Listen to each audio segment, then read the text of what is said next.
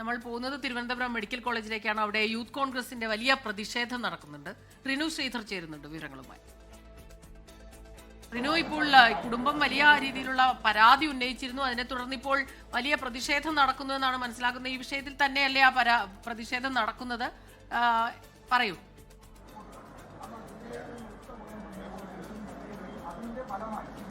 ഉന്മേഷ സ്മിത, കഴിഞ്ഞ 17-നാണ് തിരുവനന്തപുരം മെഡിക്കൽ കോളേജിലെ സർജിക്കൽ ഐസിയുവിലേക്ക് ഒരു തീപിടുത്തം ഉണ്ടാകുന്നത്.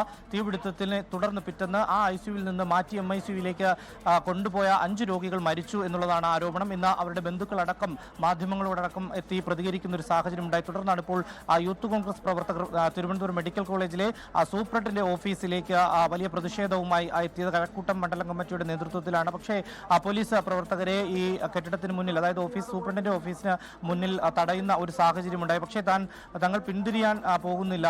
കൃത്യമായി സൂപ്രണ്ടിനെ കണ്ട് ഈ സ്ഥിതിഗതികൾ വിലയിരുത്തി അല്ലെങ്കിൽ പരാതി പറഞ്ഞതിന് ശേഷമേ മടങ്ങൂ എന്നുള്ളതാണ്. അതുകൊണ്ട് തന്നെ ഈ പ്രധാന കവാടമടക്കം അടച്ച രോഗികൾക്ക് പോലും അകത്തേക്ക് പോകാൻ കഴിയാത്ത തരത്തിൽ ബ്ലോക്ക് ചെയ്തിരിക്കുന്ന ഒരു സാഹചര്യമാണ്. തുടർന്ന് യൂത്ത് കോൺഗ്രസ് നേതാക്കളടക്കം ഇവിടെ കുത്തിയിരുന്ന് പ്രതിഷേധിക്കുന്ന ഒരു സാഹചര്യമാണ്. അല്പസമയം മുമ്പാണ് ഈ കഴക്കൂട്ടം മണ്ഡലം കമ്മിറ്റിയുടെ നേതൃത്വത്തിൽ ഇവിടേക്ക് പ്രതിഷേധവുമായി എത്തിയത്. നമുക്കറിയാം, ഇന്ന് 24 അടക്കം നെയ്യാറ്റിൻകര സ്വദേശിയായിട്ടുള്ള സനീഷിന്റെ മാതാപിതാക്കളും സഹോദരങ്ങളും എല്ലാം വലിയ രീതിയിൽ ഒരു പ്രതികരണം നടത്തുന്ന ഒരു സാഹചര്യമുണ്ടായി. അതായത് ഈ വെന്റിലേറ്ററിൽ ആരോഗ്യനില മെച്ചപ്പെട്ടു വരുന്ന സാഹചര്യത്തിലാണ് അദ്ദേഹം മരണത്തിന് കീഴടങ്ങുന്നത്. ഈ ICUവിൽ നിന്ന് മാറ്റി MICയിലേക്ക് കൊണ്ടുപോകുന്ന സാഹചര്യത്തിലാണ് മരിച്ചു എന്നുള്ളത് പറയുന്നത്. യൂത്ത് കോൺഗ്രസ് പ്രവർത്തകർ നമ്മളോടൊപ്പം. എന്താണ്, നിങ്ങൾ സൂപ്രണ്ടിനെ കാണാതെ പിരിയില്ല എന്ന് തന്നെയാണോ?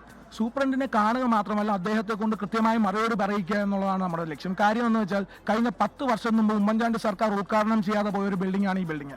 അദ്ദേഹം അന്ന് എന്തുകൊണ്ട് അത് ഉദ്ഘാടനം ചെയ്തില്ല എന്ന് വെച്ചാൽ, അതിനകത്ത് ഫയർ അലാറം പോലുള്ള സേഫ്റ്റി മെഷേഴ്സ് അതിനകത്ത് എന്ത് ചെയ്തില്ലായിരുന്നു, ഇൻസ്റ്റാൾ ചെയ്തിട്ടില്ലായിരുന്നു.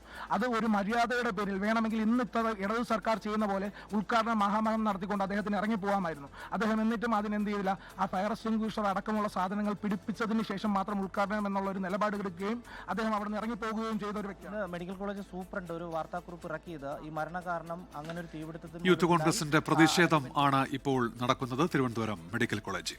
ലോകത്തെവിടെയായാലും ഏത് സമയത്തും 24 വാർത്തകളും ഓഗ്മെന്റഡ് റിയാലിറ്റി പാക്കേജുകളും എക്സ്പ്ലെയിനറുകളും വിശദമായി കാണാൻ ഞങ്ങളുടെ യൂട്യൂബ് ചാനൽ നിങ്ങൾക്ക് സബ്സ്ക്രൈബ് ചെയ്യാം.